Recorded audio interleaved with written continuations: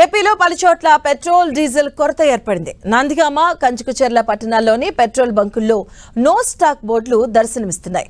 నందిగామ, కంచుకుచెర్ల పట్టణంలో petrol diesel కొరతతో వాహనదారులు తీవ్ర ఇబ్బందులు పడుతున్నారు.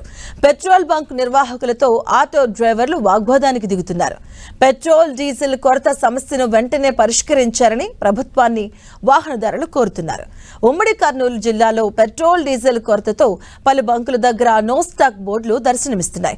కర్నూలు, నంద్యాల, ఆదోని, ఎమ్మిగనూరు, డోన్ తదితర ప్రాంతాల్లో పెట్రోల్ డీజిల్ కొరతతో వాహనదారులు ఇబ్బందులు పడుతున్నారు. ఆటో డ్రైవర్లతో పాటు చిన్న ట్రావెల్ సంస్థలు తీవ్ర ఇబ్బందులు పడుతున్నాయి. ఇక పలు బంకుల ముందు పెట్రోల్ డీజిల్ కోసం వాహనదారులు బారులు తీరారు. ఇక అంబేద్కర్ కోనసీమ జిల్లాలోని రామచంద్రాపురంలో డీజిల్ కొరత ఏర్పడింది. పెట్రోల్ బంకుల దగ్గర క్యాన్లతో వాహనదారులు బారులు తీరారు. డీజిల్ కొరతతో వ్యవసాయ పనులపై తీవ్ర ప్రభావం చూపుతుందని ప్రజలు ఆవేదన వ్యక్తం చేస్తున్నారు. ప్రస్తుతం వరి పంట కోత దశలో ఉంది.